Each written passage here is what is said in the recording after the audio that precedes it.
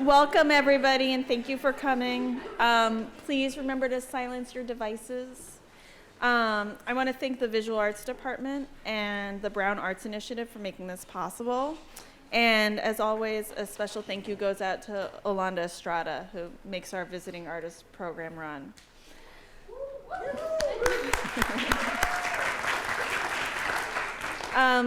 The first time I saw one of Catherine Opie's photographs, I was in high school, and the image was self-portrait cutting. I was shocked and disturbed by the bluntness of the image and its pain, but it held an iconic quality and it stayed with me. When I came across Opie's photography again, I was in graduate school, and by then her body of work included every genre of photography, including in addition to self-portraiture. What was marvelous and inspiring to me then, and continues to be, was her ability to explore the world freely with curiosity, rigor, and deep personal investment. And this is why I'm so pleased that she can join us today and share her work with us. Her awards, accolades, exhibitions, and collections are too numerous to list. So without further ado, it is my great honor to welcome Catherine Opie. Thank you. Thank you, everybody.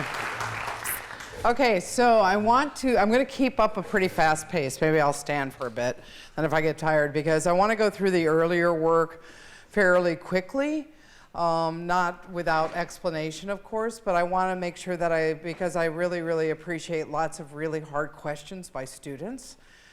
After teaching for like 25 years now, I still appreciate that, so I want to make sure that I leave room for that. So starting off, we can bring the lights down even more, let them really get into the imagery. This is actually my first self-portrait. So this is taken when I was 9 years old in front of my house in Sandusky, Ohio. And I had written a book report on Lewis Hine, and I had asked my parents for a camera for my 9th birthday. And so this is actually the beginning of what ended up being pretty much a life journey. And actually the work has become more sophisticated, obviously, one hopes so, after multiple degrees.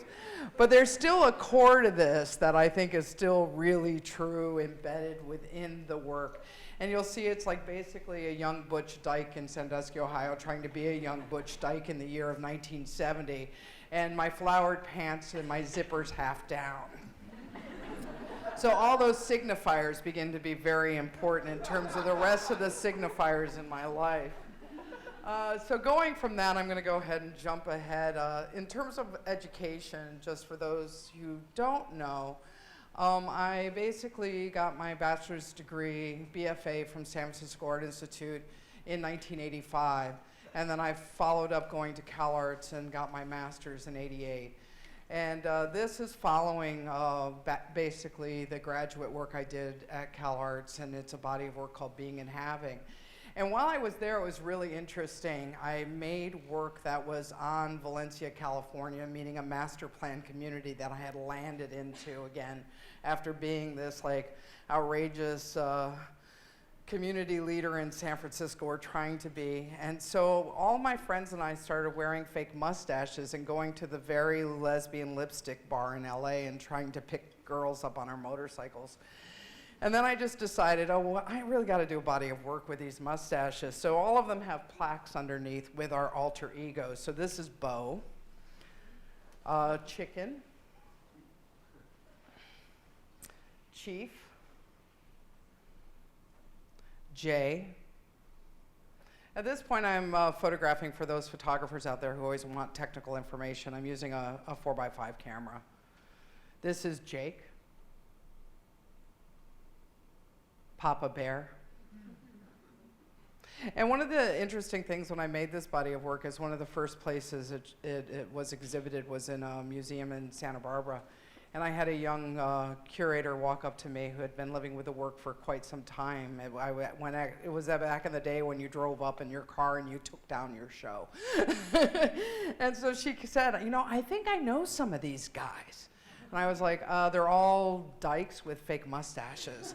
And it was at that time period, still in like, you know, basically 1989, where that kind of predominant masculine gaze that even with the ability to, pretty much with a 4x5 camera, look at the print and read the fake facial hair, that it was just automatically assumed as male.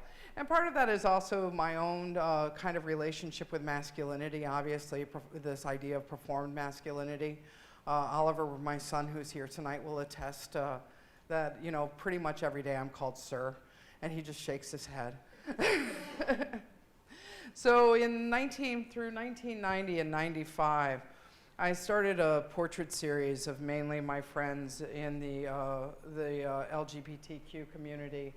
And it was really an homage in a different way in relationship to creating a queer language that I felt wasn't necessarily present. So I was using the painter Holbein as kind of a model in a certain way of the regality of the portraits that I wanted to do, and begin to kind of create that conversation with history of painting as well. And so they're different friends, mainly friends, also iconic members of my community, like the performance artist, drag queen Justin Bond. This is Mike and Sky. This is Crystal Mason. And I wanted, again, for the kind of at this point within my community, so much work was being done, but it was always in relationship to erotica. So it was always about these kind of piecings of the body parts. It was the pierced nipple, it was the tattoo, it was always like kind of culminated into these different piecemeals. And I really wanted the idea of humanity and to begin to create a representation of my own community to come out through the body of work. Diane DeMassa, Angela Hanschild, Alistair Fate, Chloe, oh, Pigpen, sorry. The slide on my computer comes up as the next one. Chloe. And so using a 4x5 camera, one of the things that I'm obviously interested in is the relationship of detail on the body. So that even though the prints are not this big, they're only 16 by 20, you kind of get into them and you begin to kind of notice these in the same way that I talked about a signifier of my unzipped zipper in my flowered pants. You know, you have moments that you discover within the images, such as the play piercing from the night before, you know, these little bits of bruises and hints and ideas of how the body is also a site of architecture to a certain extent. Frankie, Idexa, James. This portrait was taken of James with also, there's a portrait of his lover, Miguel. And Miguel is I don't have his image in this kind of slide presentation. But James, it was about 2 weeks out before Miguel died of AIDS. And that was the other kind of push for me in relationship to making this body of work, is just how much AIDS decimated my own community, and wanting to like make a body of work that is about memory and holding a certain kind of history within my community. Then there's these 30 by 60 inch portraits, and at this point I'm also printing all my own work. I printed all my work up to the point of the ice houses. And then I was pregnant with Oliver, and I kind of enjoyed not having to print. And then it stayed that way. And so this is Bo. Bo has a job. Bo isn't my alter ego, as you saw in Being and Having. But Bo is a used aluminum side salesman from Ohio. He's not even good enough to sell new aluminum siding. And then you have the performance artist Ron Athey. Vaginal Cream Davis. Divinity Fudge. And then this was in 1992, I made Dyke, and my friend Stake actually tattooed Dyke on the back of her neck in 92, and I thought it was about one of the bravest things I had ever seen. And I wanted to use this fabric background again to kind of connote this idea of history painting to a certain extent within the piece, and ideas of language and ideas around visibility and and so forth. And then following Dyke in 1993, I made self-portrait cutting. And self-portrait cutting was after my first kind of very domestic relationship broke up. And I found myself for a year doodling this image of these two stick figure girls with skirts. And I mean, the funny thing is I don't really wear a skirt, but the stick figure girl in a skirt is like that iconic image of what, you know, how we represent women. And, you know, it began to be much about not only my own relationship to wanting domesticity, but also a larger conversation in terms of what do kids draw in kindergarten at school? You know, they draw the stick figure mom and dad. They don't draw the two moms. And then also my sense of humor is picking fabric where I have a big, huge fruit basket over my head. So it counteracts like people's kind of intensity around ideas of blood. The next piece is probably the harder piece, and that's pervert. And pervert is also a cutting. In some articles, it's been called a tattoo. It's not a tattoo. It's a cutting done by an amazing body artist, Raylan Galena, who has since passed away from breast cancer.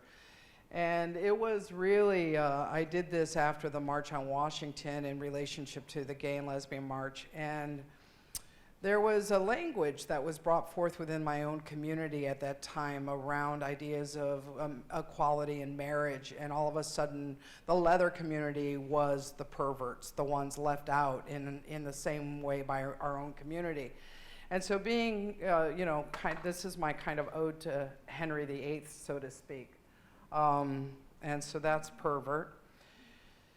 And then in 2003, almost 10 years later, I make self-portrait nursing. And you can, you know, one of the things is, again, using what is known as kind of iconic imagery in relationship to art history, thinking of Madonna and Child. But it's, you know, it's a 40-year-old woman nursing her child who's almost a year old. And I remember the first time it was, somebody wrote about it, was in Art in America. And the critic didn't put it in within the article, but they put it within parentheses that he looked too old to be nursing. And so it is, again, like how language is kind of put on us and implied in terms of the fact that I have, you know, you can still see pervert carved in my chest and so forth. The Guggenheim in 2008 did a kind of a 4-floor survey exhibition, and this is the first time actually that all 4 of these images were exhibited together. So moving on, so after I did the portraits, you know, I started getting asked to be in shows like, is it a boy or is it a girl? Like really, really fascinating curatorial titles, right? It's like, okay, wow. We're stretching it on this one, Germany. Is it a boy or a girl? I'm not sure. So I immediately, just as I often do throughout my body of work, as I traverse a lot of territories in relationship to my medium, and it's also about the fact that I'm versatile as an image maker. And the work definitely, I mean, the first time pervert ever showed was in the 1995 Whitney Biennial.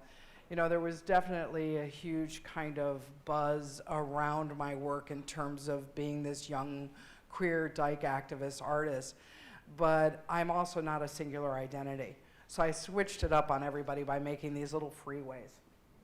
So these little freeways are little platinum prints, contact platinum prints. And they are all shot mainly early mornings in which the freeway is empty. And so you basically had these forms, these just ideas of these forms of freeways. And it was, again, my way of just like bringing it back to different ideas of the specificity of community. So the specificity of my own queer community might be through one's manipulation of the body. But the specificity of Los Angeles is about the kind of iconography of freeways. Also iconography of Beverly Hills and Bel Air houses that were built in the mid-1950s, that in the same way my friends adopted different kinds of history in relationship to body modification, these houses did the same thing. So you have these bizarre Coleman doors, you have these like shack roofs, all these like moments like that aren't really supposed to go together. So in some ways, again, the architecture of the body is the way that I also begin to look at cities and other spaces. And you know, one of the things about these houses now is they mainly were in Truesdale Estates. And Truesdale Estates through the last 10 years has been pretty much destroyed in terms of the land being bought and these mega kind of mansions being built there now. So it is, again, in that way that photography connotes time. It connotes this idea of history, of what comes and what passes.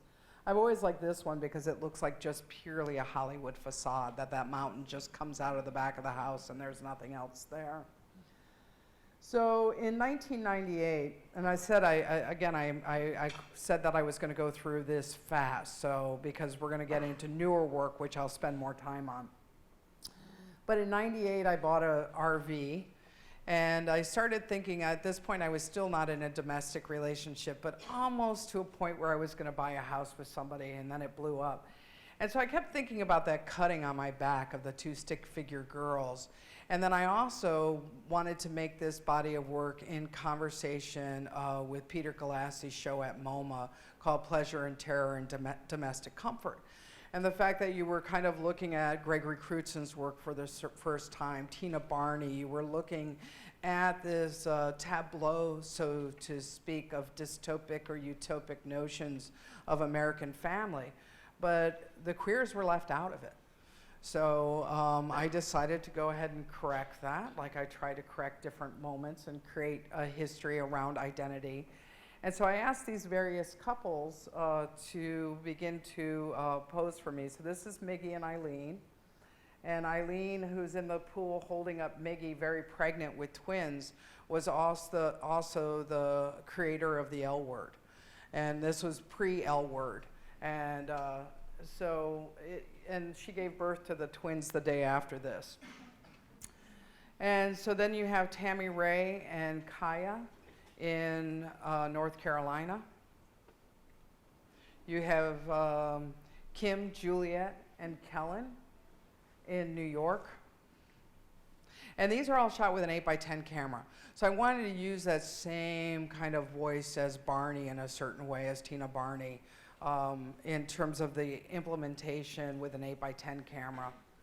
We have Joanne, Betsy, and Olivia in Bayside, New York.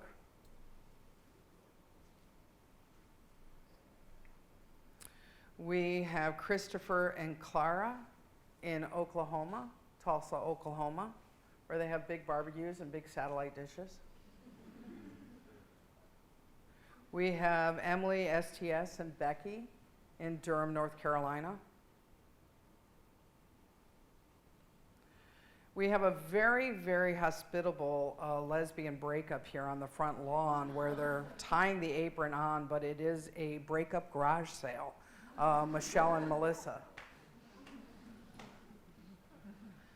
So we have Melissa and Lake in Durham, North Carolina. The other thing is that domesticity is not always about this kind of heteronormative household. It is about a household with other people. So this is Flipper, Tanya, Chloe, and Harriet. And then with it, I always feel like sometimes different bodies of work need a kind of, I guess I call it a grounding in some ways, in ideas of different ways of thinking about identity. So using still lives from the home was my way to kind of ground it. When I first lectured on this work, I was in the South, and I came across, I showed this slide, and I said, well, this is a lesbian washer and dryer. And everybody, sure enough, in Q&A, somebody raised their hand and they said, listen, I want to know what a lesbian washer and dryer is. And I was just thinking, wow, does she want to rush out and buy that lesbian washer and dryer? What's going on here? And really, one of the things of why I say lesbian washer and dryer when I lecture is because it's ironic, right? It's irony, because everybody's washer and dryer is just a washer and dryer. And the same thing in terms of how intensely affected we are with homophobia within our culture. So this happened about 2001. And Ron Athey and I have had a long relationship of not only imaging, but I've been in his performance work. And so Ron is a HIV artist, and the AIDS Project is this amazing project in which they give money to artists directly to continue their work. So this is the largest Polaroid camera ever made. The images are about 10 feet high by 42 inches wide. It's a lens mounted on a wall. The only way to focus is to move the subject in and out while you're looking at a loop, almost like a camera obscura on the back wall. And so this was done over 2 days in a blizzard in New York City. And they're all based on different moments of Ron's kind of performances, and then done with my color and set design. But then there's different things where Ron will use pearls in the performance, but you'll notice that the pose mirrors Mapplethorpe's self-portrait. So with it, there's inherently also this language that I place within the work. This is a human printing press. Over the years, all of those marks on Daryl's back has been in relationship to this ongoing collaboration between Ron and Daryl for the performance.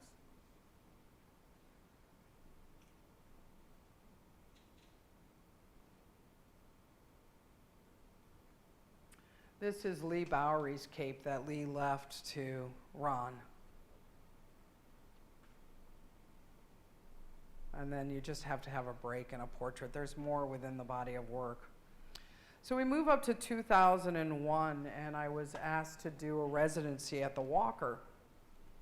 And at this point, some of the bodies of work I haven't shown you are American cities, where I spent literally 8 years going around photographing the specificity of identity of different American cities. So you saw Freeways in terms of LA, but then I also did mini malls. And St. Louis, I photographed around the World's Fair. I photographed Chicago, New York in terms of Wall Street. 9/11 happened right after that. So one of the things that have always really moved me about ideas of photography is how you can kind of riff on what is iconic, how you can begin to play with notions of the genre of photography in terms of landscape and begin to kind of transform it and begin to look at it. And so the ice houses are very, very specific, not only to my own landscape of growing up on Lake Erie and Sandusky, but it also is very much the identity of Minnesota. And so you have these little ice houses that, so if those who don't know what ice houses are, they are literally pulled out on the ice for about 2.5 to 3 months. And you go in there and you can have pizza delivery. Some people have satellite dishes. Some people's ice houses are totally tricked out. Some are just like a stool with a hole in the ice that you go and you fish out of. So you go in this little house to fish. So I made them all vertical to begin to disrupt this idea of the horizontal landscape, but that the horizon line stays consistent. And I'm shooting with an 8x10 camera for this as well. So throughout it, you will see that the horizon is placed in the exact same middle portion, which the curator Helen Molesworth will argue that that's also my nod to a greater democracy within ideas of photography. And I'll buy that. I like Helen. She's smart. And so they continue where I was actually teaching at Yale at the time, and I was hoping as I got on a plane on the weekend that I would have a blizzard. I'm the only person hoping for a blizzard because I wanted this kind of sublime way of where they begin to slowly disappear within the landscape. And they just become very, very quiet. And when all 14 of them are up, it just makes this really incredible, sublime moment in certain ways of thinking about Reinhardt's painting or what a Rothko does, or these different ideas of kind of sublime, and that you're allowed to make a landscape that might also be a document, but that it can kind of transform and become other things as well. So after I taught at Yale, I moved back to California to teach at UCLA. And I started to also think about another kind of temporary community. So the ice houses for me are also really interesting in this idea of a temporary community.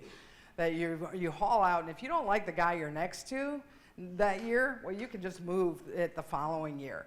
Same thing with surfers. Like, surfers are a temporary community that exists on the water. And so this is all foggy mornings. It's all high tide. And just like ice fishing is about waiting, surfing I would argue that a good probably 75% of surfing is about waiting. So it's just these figures hovering on the Pacific Ocean, again with the horizon line completely in the middle, even though it begins to disappear in these. And they go through the same amount of images as the ice houses, so there's 14 in them. And I would say that this kind of work for me is my moment of contemplation, even though I'm working with an 8x10 camera and I'm kind of waiting for a long time. I like the idea of that relationship of them waiting and I'm waiting, and we're kind of sharing this moment in a certain way within the landscape. I think portraits are really demanding to do. I think portraits are incredibly hard to accomplish. And these are just more about watching and waiting, and it almost goes back to like being a street photographer to a certain extent in San Francisco in those days. So the fog comes in the same way that the blizzard gets more intense, and it begins to obliterate the ability to see the horizon. And then I got my dream installation of installing them across from one another in the Guggenheim, and it became this like I asked them, I said, can I put a blow-up mattress in here and just sleep in the room one night? Just one night is all I need. I want to wake up to this just once in my lifetime. They were like, yeah, no, sorry. It's like, okay. So in the same way with the still lives with the domestic series, I felt that I needed to ground it because they were almost like too pretty for me, you know? They did this thing that backed out of this language of ideas of documentary that I had really pursued for a long time within my work. And so with it, I started doing, also at this point, a friend noted to me, you know, Kathy, pretty much all your landscapes are empty and the only people you ever photograph are queers. What's with that? And I was like, oh gosh, I didn't mean to do that. So I went out to make these portraits of surfers that also plays with what's iconic, because we all know what magazines show of surfers and so forth. So just trying to make these really honest portraits, and these were with a 4x5 camera. So this is Matt. Then we have Larky. And it was right after they came out of the water, so I wanted this kind of water dripping on them. I wanted this like blurred background. I wanted this moment where they were kind of almost exhausted in a certain way. Margaret and Nick. So jumping from that point, I'm jumping into a body of work that you don't have the precursor for, because I made it as tight as I could, this lecture.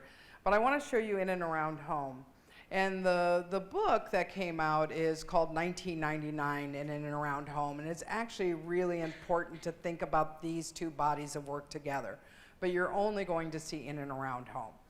1999 was the year of what some might remember their parents talking about, or some of us might remember this quaint idea of fear happened to us called Y2K, right? We were going to lose all of our information. We were going to wake up year 2000 and everything was going to be wiped out, like our history computer-wise was going to be wiped out. So I did this body of work where I traversed from New York to California, all on the back roads, and just kind of began to think about the American landscape in terms of that history of road trip photography. But it was titled 1999, and it was backs of billboards instead of fronts like Dorothea Lange did or Walker Evans. So it began to kind of unpack this other way of thinking about the American landscape. So that body of work kind of hung out all by itself. And so then in and around home, I thought of as a conversation piece with it, and this is after 9/11. It's the quaint fear of Y2K did not happen. Now we have utter terrorism to worry about that we're still living in nightmarish ways all the time in terms of our current administration. So this is about the home. It's about my home, my queer family, and about the neighborhood of West Adams that I used to reside in. We just moved out a couple years ago from West Adams. So you have Oliver, and he's like more interested in talking to the dogs than eating his breakfast. And this is titled Sunday Morning Breakfast. We have Monica Lewinsky in a blue dress, mural on Western Boulevard. And then with it are a series of Polaroids, and these Polaroids are all off the television. So again, playing with, like, right now, photography has predominantly gone digital at this moment in time when I made this body of work, but looking at Polaroid as the kind of unmanipulated image, but then it's the manipulated image of the news. So it's this double entendre of kind of speak. And so you have the character from Days of Our Lives, Philip, who goes off to war, to Iraq. Then you have Bush, thumbs up, and then, well, late night TV, Judge Dykes came up, and how could I miss that? You have the blonde news reporter. You have the brunette news reporter. Abandoned TV. My partner Julie and her dog Myra.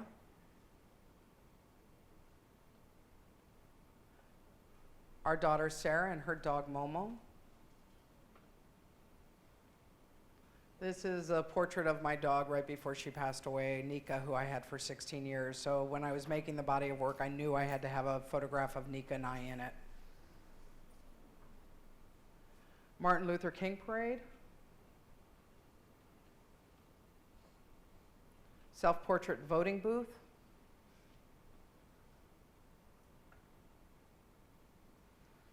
USC tailgate party. So right in West Adams in South Central, there's also one of the wealthiest universities in Los Angeles, USC. Martin Luther King Parade. So this is where I begin to start activating the city again, activating these spaces that I had left empty, wondering what it is to kind of do street photography again. Rumsfeld defending the war, Cindy Sheehan's protest, Stop the War, and the occupation of Iraq. Oliver in a tutu. Christmas morning, We the People Say No to the Bush Agenda. This is titled Debate.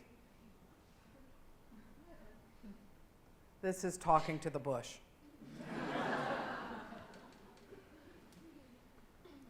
Stolen Converses. This young girl stole these red Converses, and her parents are talking to the police on our corner to figure out what to do with her. This is Bush Smiles, Help Us. Neighborhood ice cream truck. This is a helicopter. And it's LAPD that was constantly surveying the neighborhood I lived in. But it always ends with me in terms of optimism, a rainbow kite. So I started really thinking about bigger ideas around American landscape and trying to also think about its relationship to painting. And I started to really think about the history of American genre painting and wanting to activate the landscape in the same way that I did in and around home. And so I ended up having to go to Louisiana for 10 days to Church Point, Louisiana, where my wife's family lives and we're from, and we used to usually spend every Christmas and at least some summer holiday there. And I have 28 nieces and nephews in Louisiana, and all the nephews play football. And so I was like going, well, gosh, can I come down and just photograph you and the football team? And then it turned into a larger concept around American landscape for me. So these are all shot. This is my first work in which I started shooting digital. So it's with a Hasselblad with a phase 1 IQ. It was a 50 back at that point. But in in the way that it was the first time that I could go away from large format and still kind of hold the detail that I wanted to. And so they're in between shots. This is in Lafayette, Louisiana. This is, so I traversed America in the same way that I did for domestic, but I was looking at this kind of idea of our relationship to American landscape. So this is 29 Palms, which is a huge military base out there for the Marines. And actually, 65% of the students in this high school that play football, both parents were deployed. Not just one parent, but both parents were deployed. So doing high school football began this kind of interesting thing in which that I realized the kind of vulnerability of these young men, that they're basically being trained to be warriors at this point, and what it means to send somebody off to war and so forth. And I realized that this body of work was in a certain way not only a conversation with American landscape, but bearing witness at a specific time within American history. This is Texas. 29 Palms again. And then you have David, Austin, and Bryant from Columbus, Ohio. They were the only African Americans in an all-Jewish high school in Ohio. We have Andrew in Louisiana. Seth.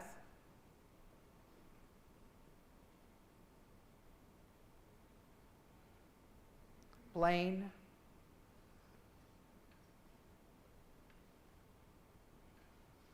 Stephen in Hawaii.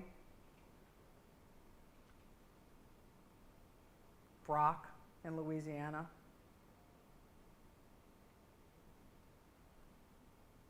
Robbie at my high school in Poway, California. Gino down in South Central, Crenshaw High. Tyler.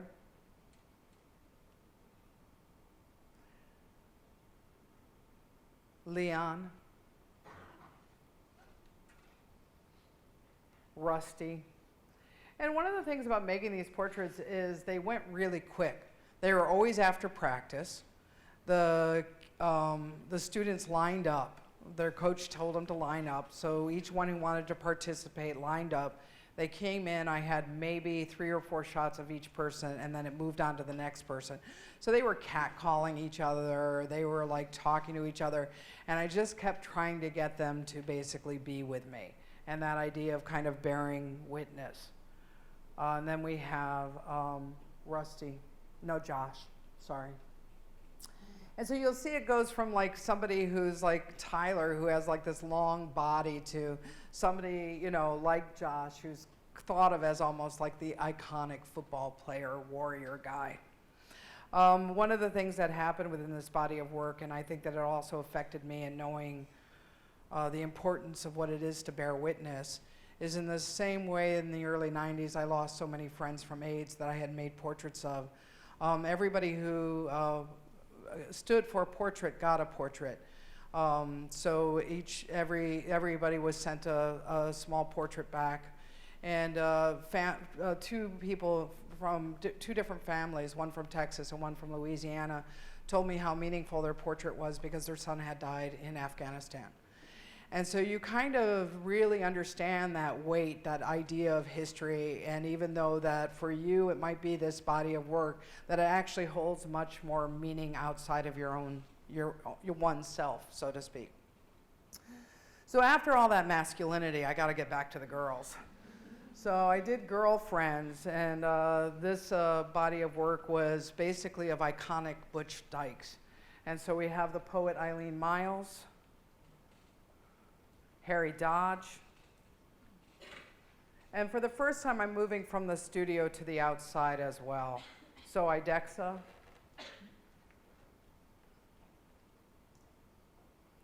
Daniela C.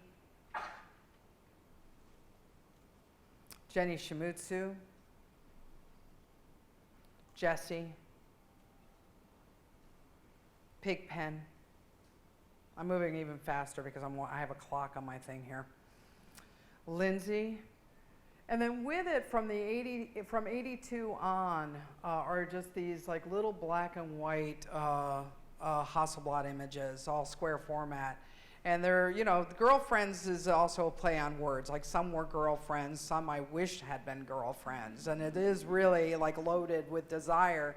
And with the black and white, it's definitely, I didn't bring this body of work out until about, I'd say 2011, 2012. And it's like that nod to Mapplethorpe too. So you've got Pigpen, Maurizia,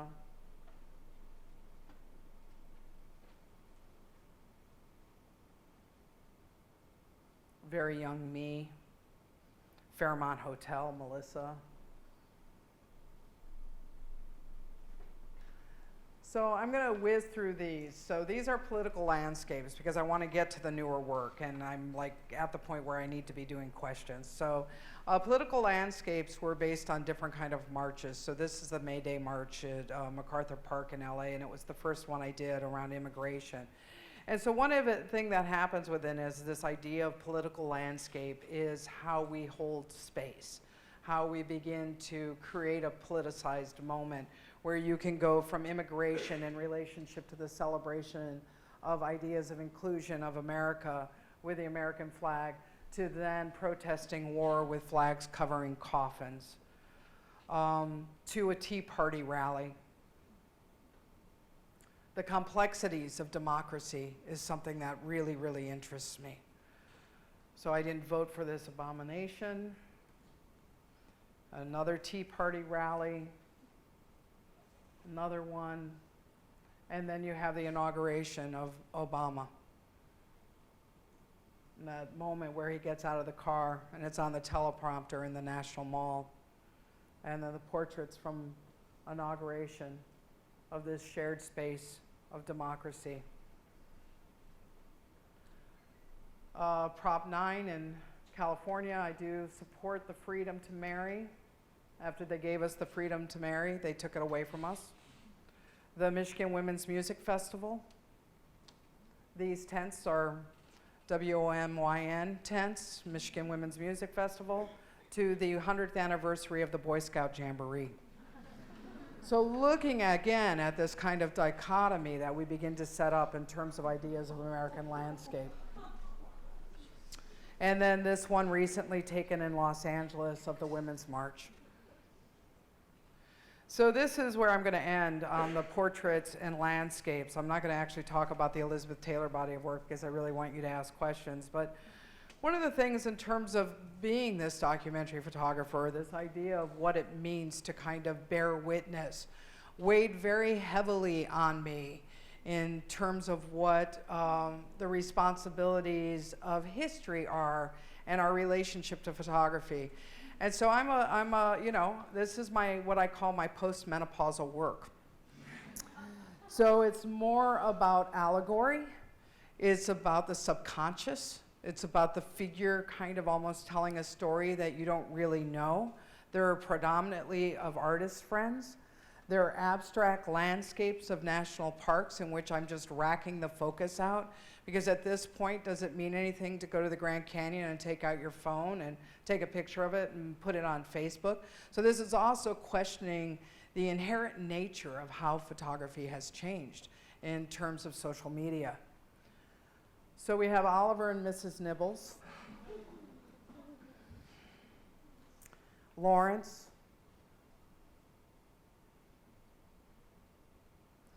Kate and Laura, and they're, again, like there's a nod to my menopausal state, so they're embroidering a blood drip because blood has always been an important substance within my work.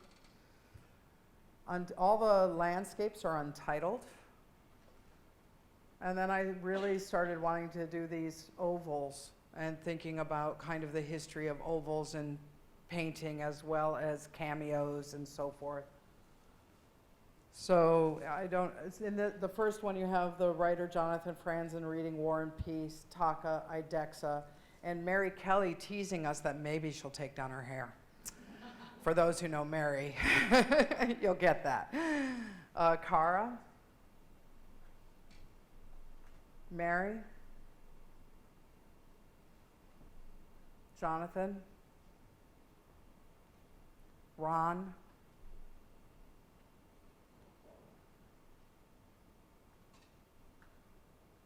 The landscapes also work as a pause in the same way that the surfers did. The swimmer, Diana. This was after her last failure before she completed the swim from Cuba to Florida. So you'll see, like, on her neck, you'll see the box jellyfish sting on her body. Raymond. Guinevere. And John. And I'll leave it on John, and I'll open up to questions. Thank you very much.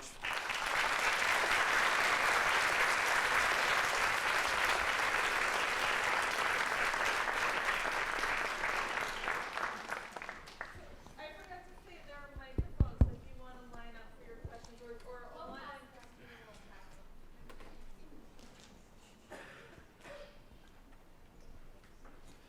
Hi. Hey. I have a lot of questions, but Okay.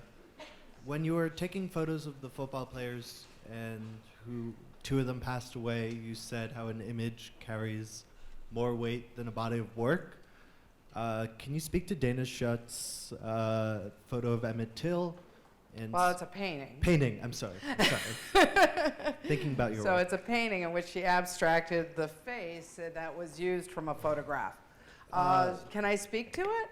How would you like me to speak to it? My opinion? Well, as a queer woman who photographs queer people, and Dana Schutz is a white woman who made this portrait of a black man. Can you discuss the politics of that and how an artist can advocate for another group of people and in the ways they shouldn't? And yeah. Yeah, well, I can talk about it in different ways. One, I believe that art should never be censored, that art should be about producing dialogue. So I'll start right there in saying that I didn't believe in that the idea of the removal of the painting or the destruction of the painting should take place. But I also think that an artist needs to understand the implications of history, of what they're representing, and really, truly explore that, hopefully in an incredibly meaningful way. And I think that sometimes we forget about the power of images in our society, and we are so inundated with images at this point that I think that, nothing is really taken lightly, and we're not at light times right now.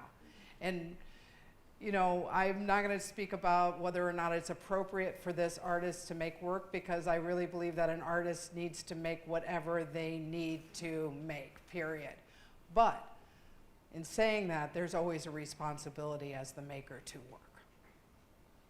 So that's about all I'm going to say about it. I think it's a hot topic.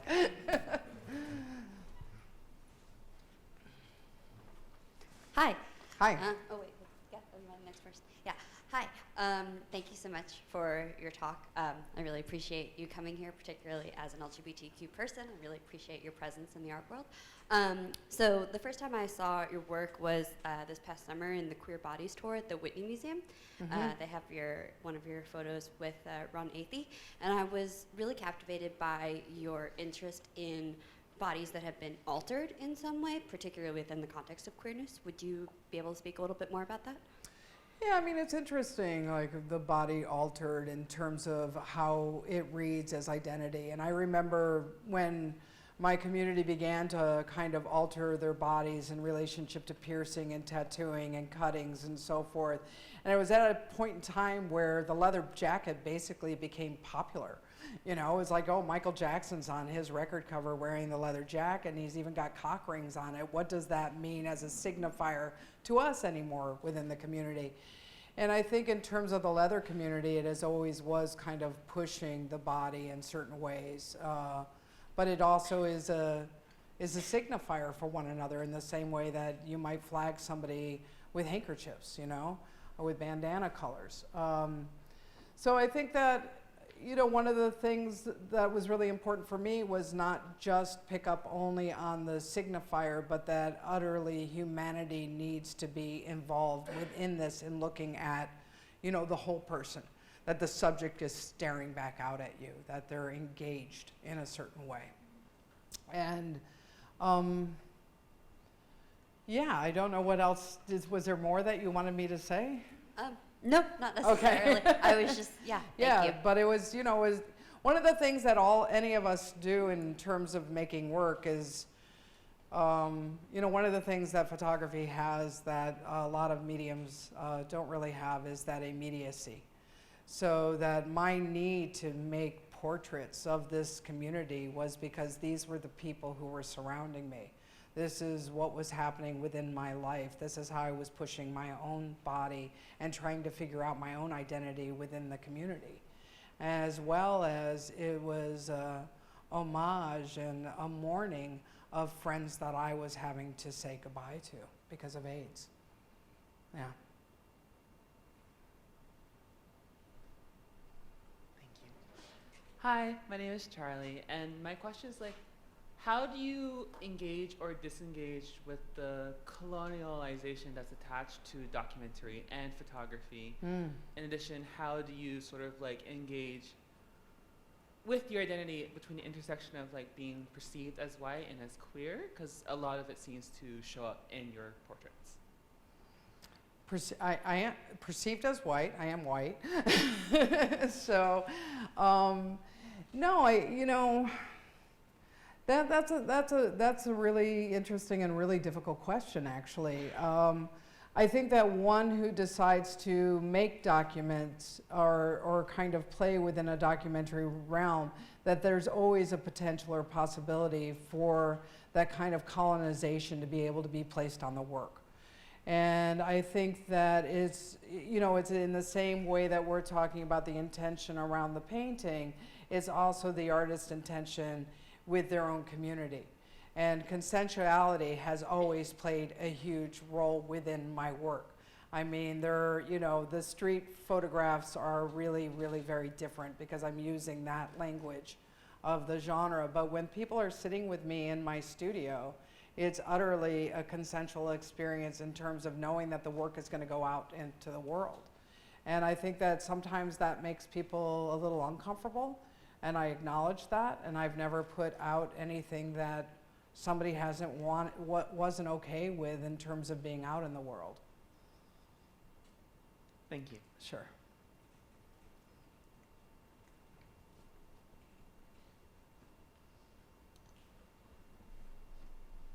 All the way in the back corner. Hi, thank you. It's really nice to hear from you. I have a logistical question about photographing the high school football players. Yeah. And as well, just thinking about the kind of, from the previous question, how were the conversations with families, I assume, that you had before photographing the football players? Coaches introduced the families of the football players to a letter and a proposal that I had written to them about what the body of work was about for me. And I will be honest, I wrote it on UCLA letterhead because I felt like that would be better for me going to these families in the middle of Texas versus them looking at my Wikipedia page that had pervert on it at the time. So that was a little worrisome for me. But then after I photographed the teams, I sent back the photographs with a parental slip because these are minors. So every parent had to agree to allow the work to go forward or not to go forward. So everybody who ended up being involved in the body of work also did a release form. And I don't usually do release forms on anything, but this time I really had to because I knew that if there was a family out there that might have completely different belief system than myself or encounters my work in a way that they're horrified that I photographed their child, that I would be really in big trouble. So I tried to keep everything kind of on the up and up where people could research me if they wanted to, or they could just send back the form and authorizing the use of the portrait. But that was one of my strategies, was to literally make sure that everybody got a portrait and a release form. And so those who participated wanted to participate. Thank you.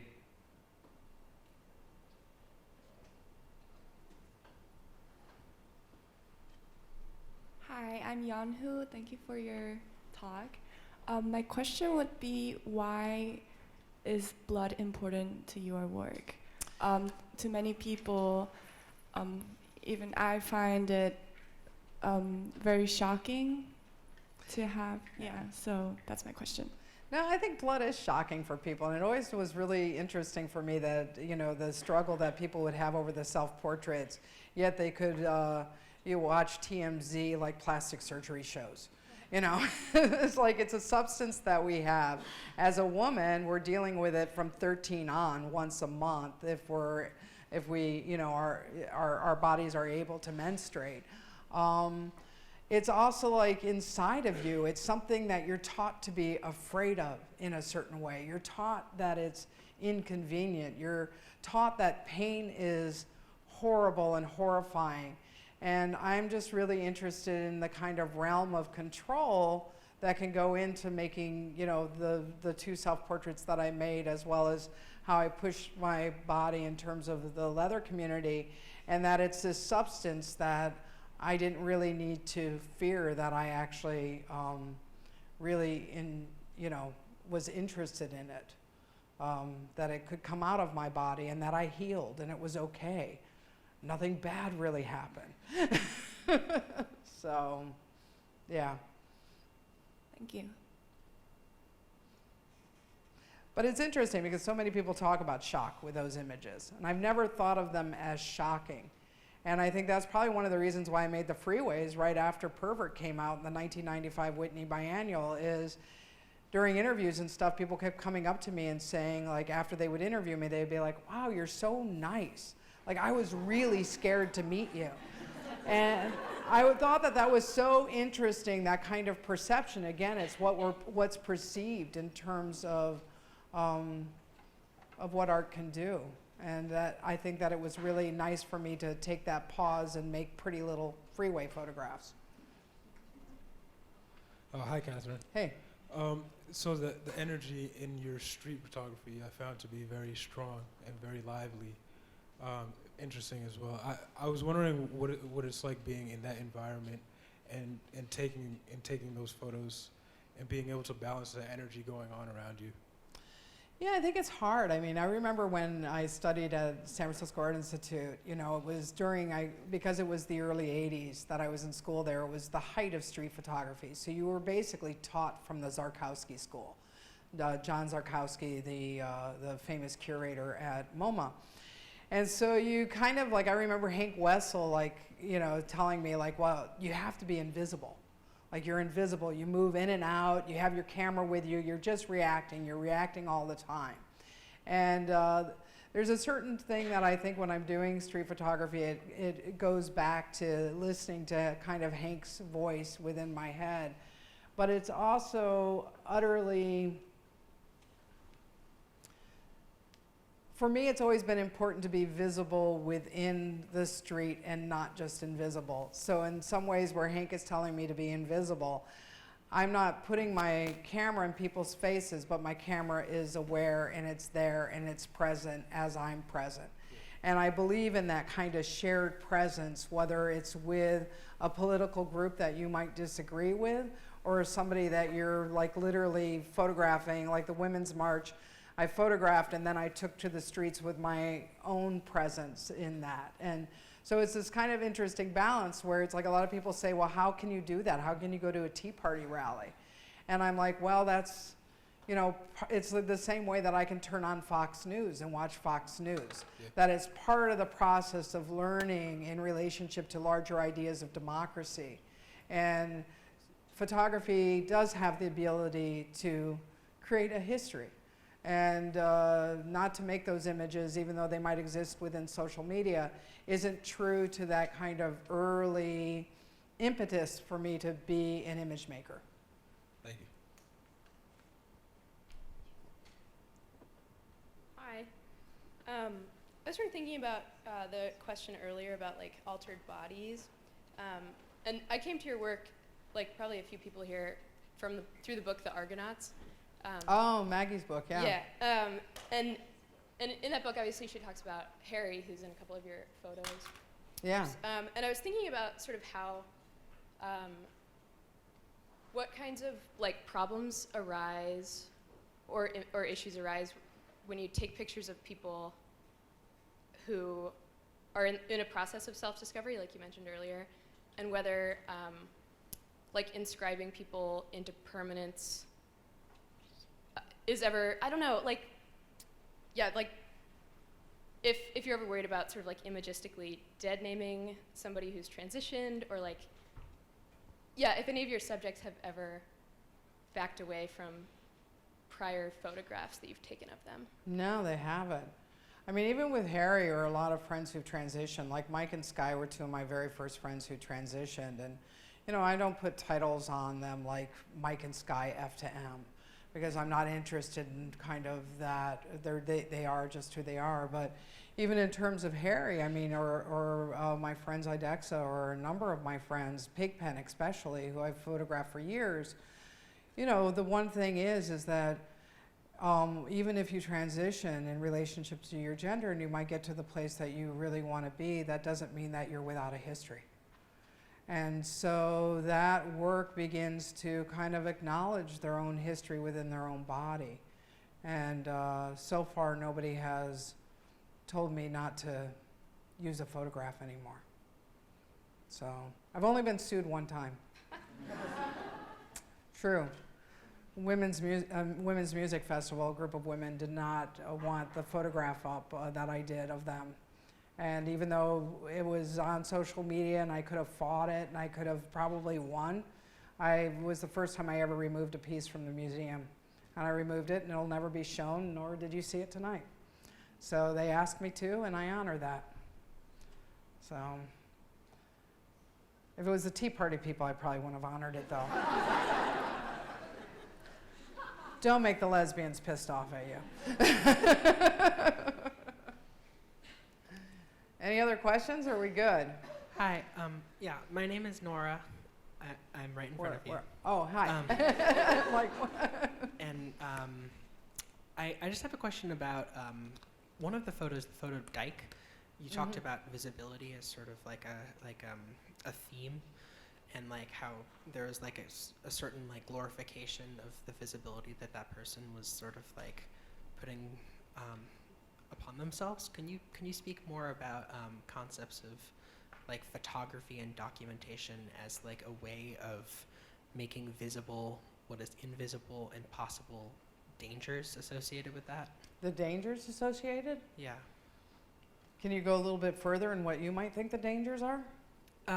I think that visibility is sometimes a form of self-harm, that it puts someone in a site of danger where they're simultaneously being able to be seen by a state that is actually kind of trying to kill people. Well, I think that's the point of putting Dyke on the back of one's neck. Yeah, I think it's super great too. Like, so I think it's, you know, I mean, we, you know, obviously at this point in time, you know, homophobia is something that I've been fighting against my whole entire life, since the half unzippered flowered pants. And I think that when Stake tattooed Dyke on the back of her neck, in terms of me wanting to make an image of it, a very formal image of it, was because that she wasn't hiding it behind hair. I mean, she had a shaved head. She was putting herself out there on the street with Dyke tattooed on the back of her neck. And I think that in some ways, not to image one's own kind of culture as well as fight within a certain kind of acceptance is this internal homophobia that is really problematic as well. And so the kind of internalization that I've had my whole life, I mean, I was scared to death to put pervert out there. I mean, all of a sudden when I made it, and nobody had ever seen it before, it ends up in the Whitney Museum of American Art. I'll be honest with you, it was really hard for me. And that was because of the assumptions that people placed upon me in terms of they thought that they knew who I was because they read the photograph. Photographs aren't necessarily, they're an important aspect of creating language, but they're not the sum of one's identity. They're a part of it. And so that's the other kind of thing in terms of Stake doing Dyke on the back of her neck. I mean, she had decided to boldly, it's not written in a Sharpie, to do that tattoo for the rest of her life. And it doesn't necessarily sum her up completely, but it certainly, she wanted to read what was shouted, right on her neck, what was shouted to us daily from the streets as assholes would throw beer cans at us outside their windows and stuff when we'd be riding our motorcycles down the street in LA, and how many people just tried to fuck with us. It was more like, no, you're just not gonna fuck with us anymore. I'm gonna wear pervert on my chest proudly. I'm gonna wear Dyke. I'm gonna actually be this bold in the world for you to then have to resolve your own issues. Thank you. Sure.